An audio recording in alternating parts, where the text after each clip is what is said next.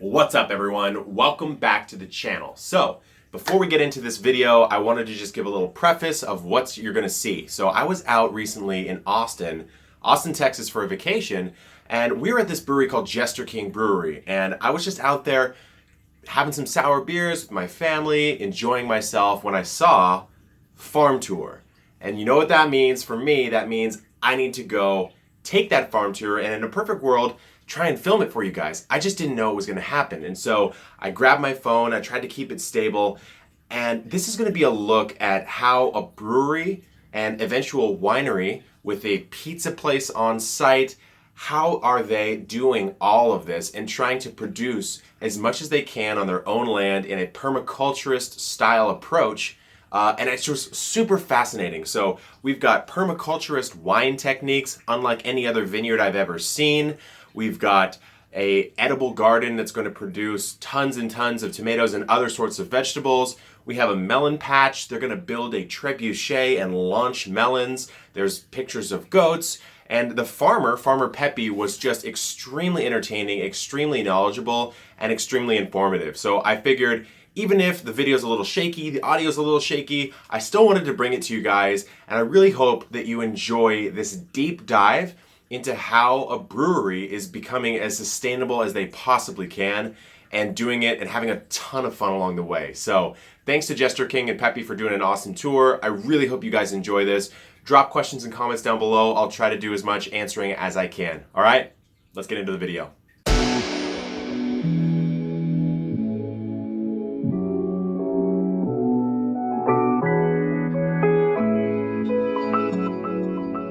At Jester King. I've been working here on site since January, just trying to get a better sense for the land, how that we can better listen, be better stewards to it, to provide the ingredients that will find their way into our beers, our food, and eventually our wine program. So the first installation that we'll be viewing is in fact our vineyard, and it is our first vineyard, because we'll probably be firing off a lot of these suckers. We'll talk about what's better than grapes is like that fun juice they make. 1 acre vineyard with 1,500 wine grapes, which are these fun little babies right here. You gotta give them little pets, let them know that they're loved. We appreciate them. Throughout the vineyard, we operate a pattern that starts here.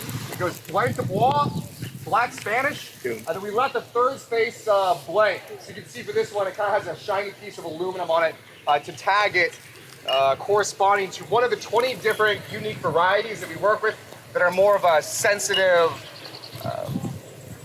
growth. Where it's like blanc de bois, black Spanish, we know that those are going to work. But we want to see what other complex styles that will develop this far into the hill country, so that as we fire off more wineries in the future, we can step into more varietals that haven't been experienced here in Central Texas. For the most part, I don't necessarily like vineyards. They're just too clean.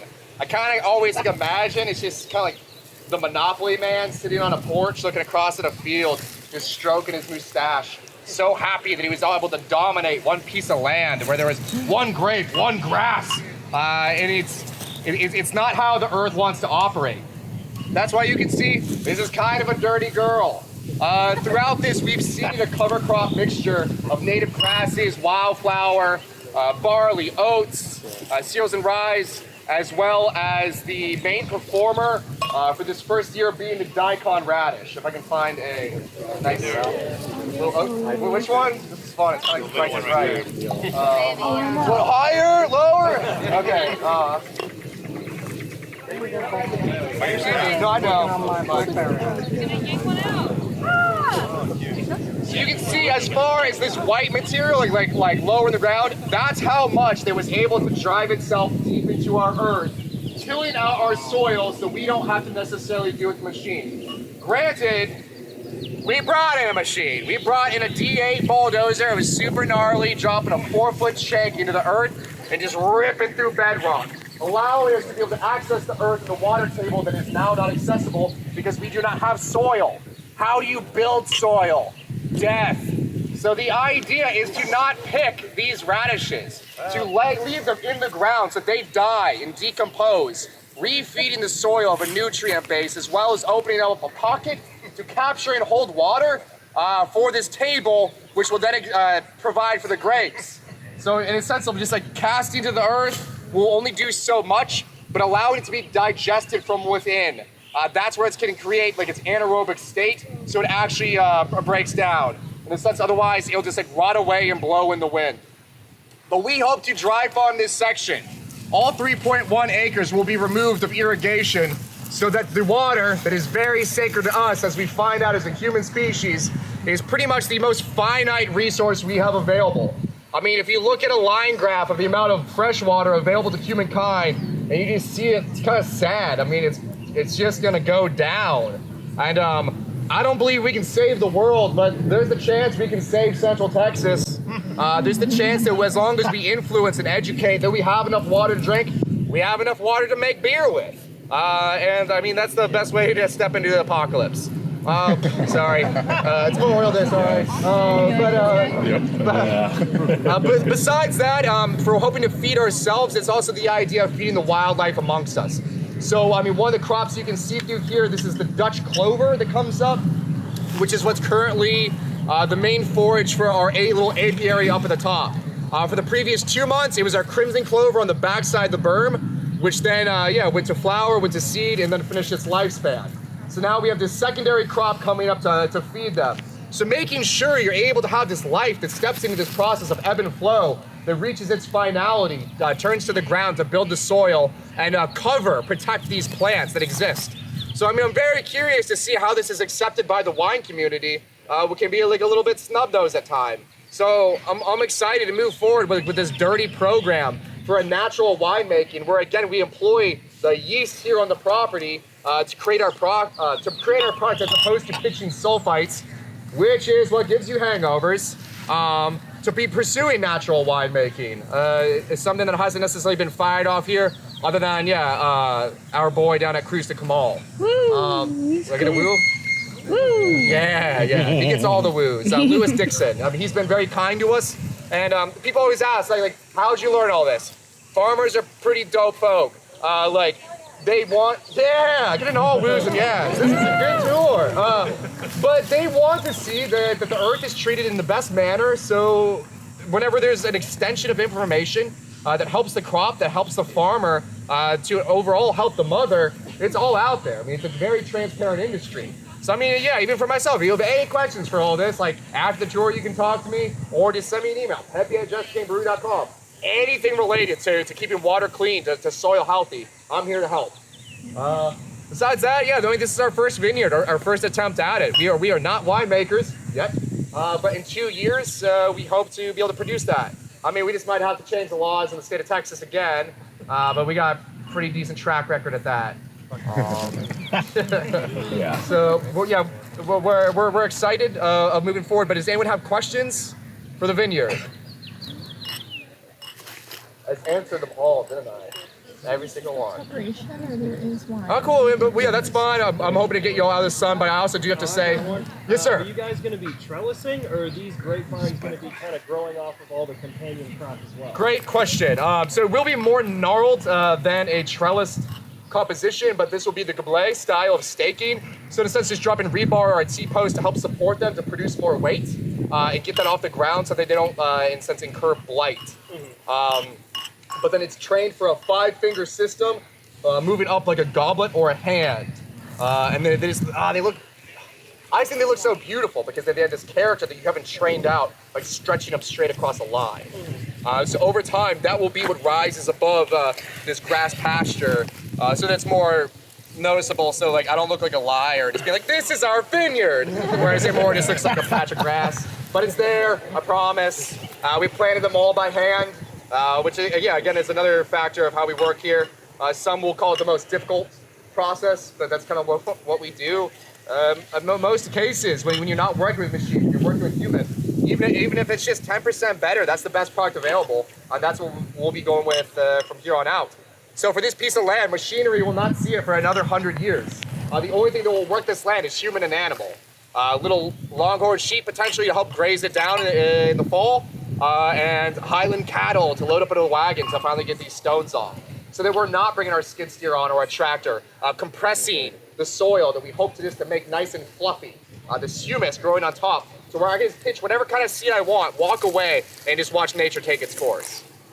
So this is always going to remain this like grassland, and then the wine is going to grow above? Yeah, it will grow above. So in a sense, it's right now just protecting it like a bed sheet, allowing the nutrients and moisture to not be fried out by the sun, for that rooting structure to drive through, and that will determine how much water you can hold. In a sense, previously, we used to have 8-foot grasses. I mean, like 8-foot rooting structures of our prairie grasses, which meant we had 8 foot of soil. After our rainy season, we had 8 feet of water.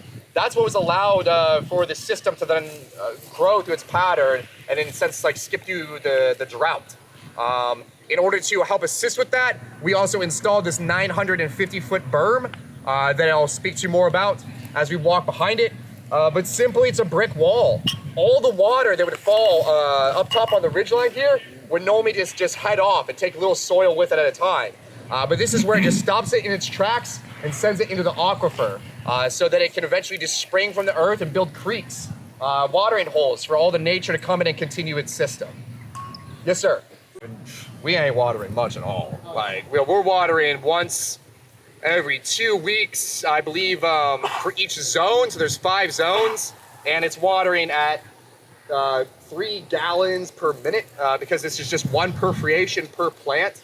And then we'll let that hit for like 4 hours. But even right now, we are not hitting it with much water. Like if you can't get used to like Texas heat, you can't have a place in Texas. Maybe there's some other states that will accept you for like the wine program or whatever, but here like you got to earn your place. We want to make sure that we're using as little as water as possible. And from there, that will dictate which crops make it and which ones we will not work with again. Are you planning on co-fermenting all the grapes together or vinifying them all separately? We'll probably split it separately, especially initially of working with like simplistic styles, and then get like our blendy boy personalities going for like a few batches. But initially keeping it separate, specifically for the Blanc de Bois and Black Spanish, and then probably being able to blend small batches with the other 20 varietals. Are you looking at mostly Italian? I'm not that good at that question. Okay. Like I'm just learning wine.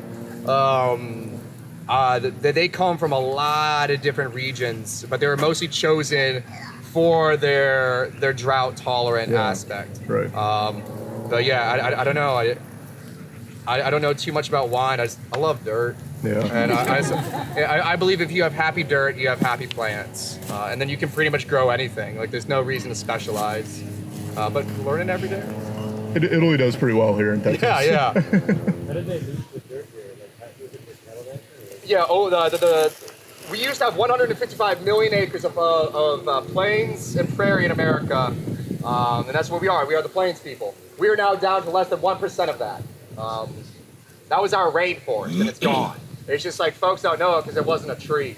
And folks always like, save the world, plant trees. Like, no, dog, just don't mow your grass.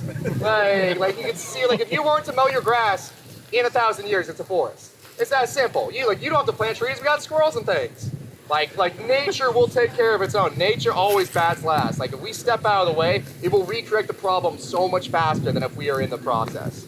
With that being said, though, for this to reestablish itself as a prairie, it would take 5,000 years. I think I can nip that in the butt and get down to 150. So I don't think I'll be here. If I am, I'll be like a robot Peppy or just like some robot. So I mean, we're going with like I don't know, halfway cyborg.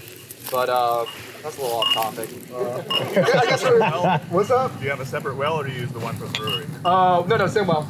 Okay. Then eventually, we're in the process of developing our plans for a wastewater treatment facility. Being able to capture all water on site. I mean, sending that through irrigation, which then heads down to a key line design to a stock tank, funneled back up, and then along the way, just being within recycling and oxygenating plants. So, I mean, our water table is our constant. Does growing wine like this change the flavor profile of each wine grape? I don't know. Someone was like, "Is this to make like radish wine?" I don't know. I don't like that anything is always in such a regimented case. I mean, this is how we learn. If it's a 3-year mistake, that ain't that big of a deal. I mean, that's why we're gonna be firing these off a lot and just like studying, trying to listen, and then trying to drink. I mean, that's gonna be how we learn for the most part. I won't be leading the fermentation, but luckily we have the nicest little princes and princesses of fermentation down at the brewery. So, I mean, that's their wheelhouse. I'm just the dirt boy. Any more questions?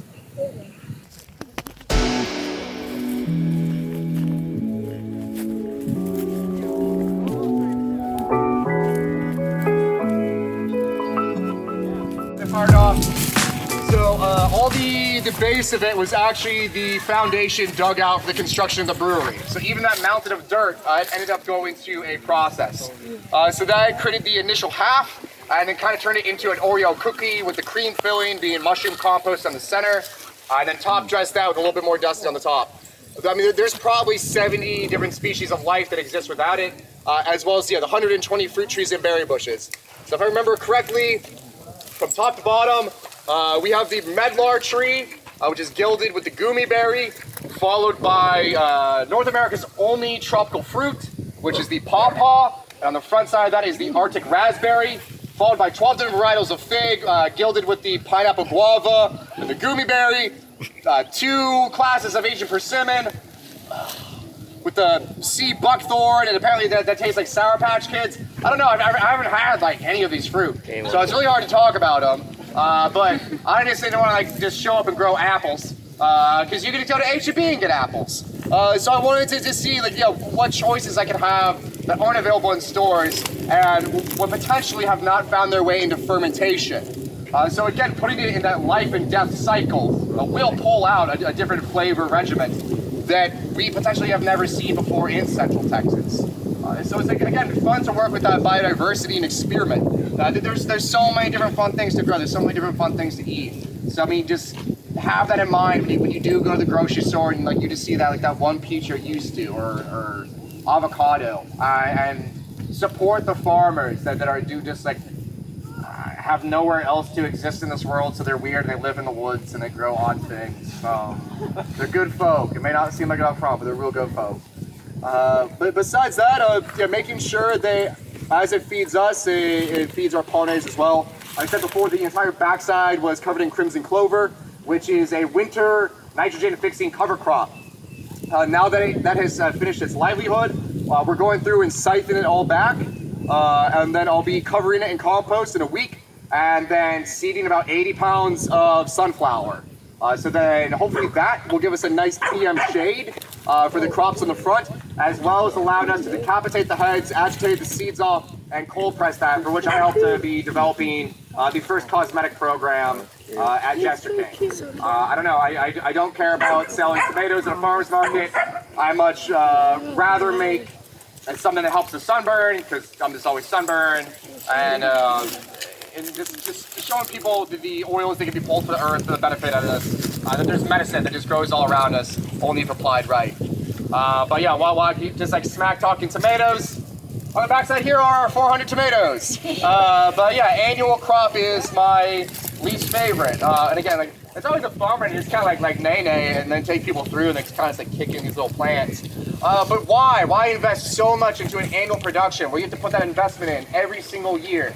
It yields, it dies, you do it again the following. As opposed to having the majority of your investment be in trees and bushes, which can take care of themselves, where each year they grow larger, produce larger yields, and put that nutrient back into the soil. And that's how we need to establish our agricultural yielding, as opposed to just keep robbing from that top humus food that takes so long to develop. But with that being said, we'll take a small jump through the annuals.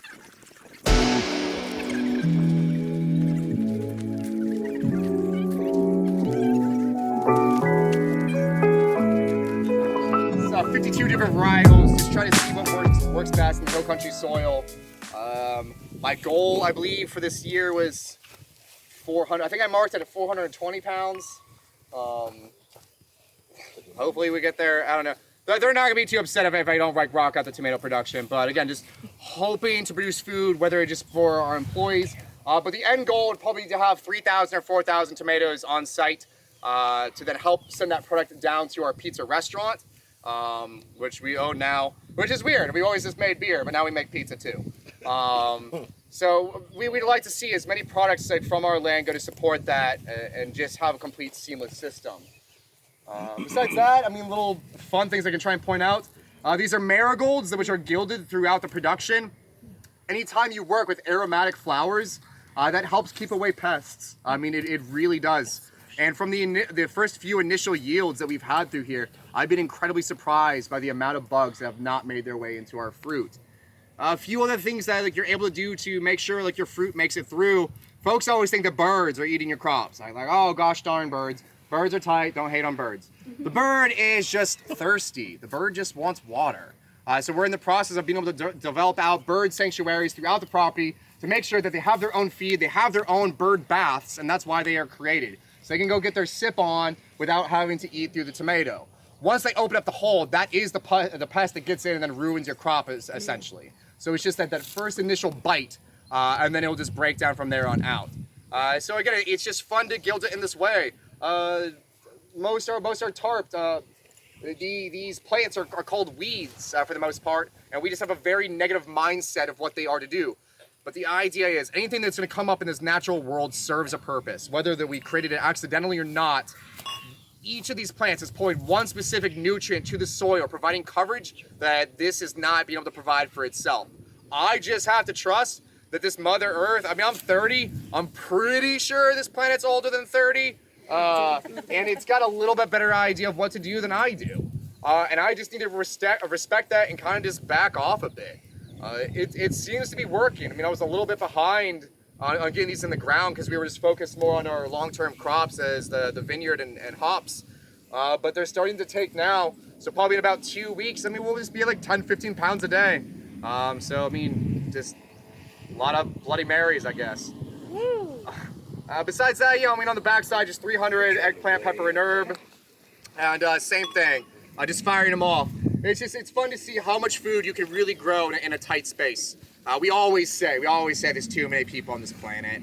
And like, based on how we operate, that's true. But if the entire world's population lived in the same density of New York City, the entire world's population could live in Central Texas, allowing you the entire rest of the earth to worry about how to produce food. It's not the fact of there's too many of us. It's just the fact that we do not have respect for the ground beneath us. We have forgotten, in a sense, our relationship with food. I mean, practically the most important relationship we can have in this world. So as we explore into food of that sacred element, I mean, that's the relationship we'd like to build here. Besides that, tomatoes ain't that exciting. So we're gonna jump back to the melons before we get to the goats, and that's got a little bit more sexy of a story. So yeah, I guess 66 rows at 125-foot lengths leaves us with 1 mile of melons. 1/3 of it, up to about here, is the watermelon, and then 2/3 is the cantaloupe. That is because the cantaloupe is the superior melon, and if you disagree, you are wrong. Soft rind melons are the way to go. The reason we choose our crops is just based on one thing: shelf life. How long can it sit in transit? How long can it sit in the store to make sure the profitability is created? There is no other greater difference than from any crop I've ever grown than a cantaloupe. That homegrown cantaloupe versus a store-bought, there is nothing. I mean, you find out that you've just been eating cardboard your whole life when you're able to bite into one. So I mean, yeah, several fun varietals. Yeah, besides just like OG, Hale's Best, and we got Scrumptious, Delicious. I guess like farmers aren't that creative with names. But there's one that's called the Banana. It has like this banana hue and notes to it, as well as the Charente High, which is the French personal melon, and a few others. And then yeah, for the watermelon choices, we have Diablo, Legacy, and the Truck Buster, which produces 50-pound plus. That's just be like for personal use, most likely, just for some photo op opportunities. But it'll be neat. This will be the first estate product that we've been able to fire off. So these melons are what will be used for our next dichotomous beer. And as we move closer, we will be able to develop out more products that are 100% land-oriented and produced here with our hill country yeast. Eventually even with our own friggin' hops that we're growing here on site. but we like to prove that it's just possible. And there's nothing else that gives me confidence in this process of being able to talk to the owner, Jeff. And I'm just like, what if I fail? What if my melons suck? He's like, I don't care. He's like, we're just gonna try. If we fail, we fail. Then we'll try again next year. Oh, Jeff! It makes me feel so good to know that it's not the end of the world. And I know that's why I fell completely head over heels into the honey pot to work with a family like this. That again, like the priority is just to always experiment, not necessarily financial success, but just to have fun, have respect for each other, as well as the land beneath our feet. So for that land beneath our feet, we'll be implementing a fun new tactic. 4/5 of the melon, that belongs to the kingdom. I mean, that is our share. We earned that. 1/5 though, that belongs to the mother. That's the idea of giving back. For that nutrient that's been pulled from the subsoil to the topsoil, we want to make sure that that's redeposited. So on Friday the 13th in July, we will be holding our first annual melon massacre. Where we will be bringing out baseball bats, axes, sledgehammers, just like straight Gilligan down and on some melons. I mean, first we're gonna harvest them all out, get ourselves in a tight, nice line, like maybe back to the event center where we can press them for cocktails, salads, whatever it may be. But yeah, for every four melons we pulled, one is just gonna get torn up. And just have that spread across the seed in that nutrient put back in, as opposed to all completely removed. You can only do that so many times before that basis you're using just dies out. And it's super nice too, it won't happen now, but I did get the approval to commission our on-site welder, and we're even gonna build a trebuchet eventually. Just start launching, dog. Like just start firing them off, see how much lift we can get on these. And I swear to God, within 5 years, we're just gonna have wild melon patches and pumpkin patches like growing throughout the property. People are just gonna be like, how'd you do that? It's like, just trebuchet that shit. It's like all through the land, like just launching, just having fun with it. That I see lost so much in like modern day agriculture. What's up, everyone? Kevin here again. Thank you so much for tuning into this video. I'm leaving you with a couple clips from the animal section of the farm. And I just wanted to say how inspiring it is to see stuff like this going on. We think about breweries or pizza places. We don't necessarily think about sustainability. And even if we do, we definitely don't think about it being approached from this permaculturist, Mother Nature first perspective. So I really wanted to say thanks to Jester King and Farmer Peppy for dropping so much knowledge, and I really hope you guys enjoyed this. I hope there's something from this video you can take to put in your own garden, in your own property. And if there is, definitely leave a comment down below and let me know something you learned or any questions that you have, and I'll drop by and do some answering of my own. So again, thank you so much for tuning in. Good luck in the garden, and keep growing.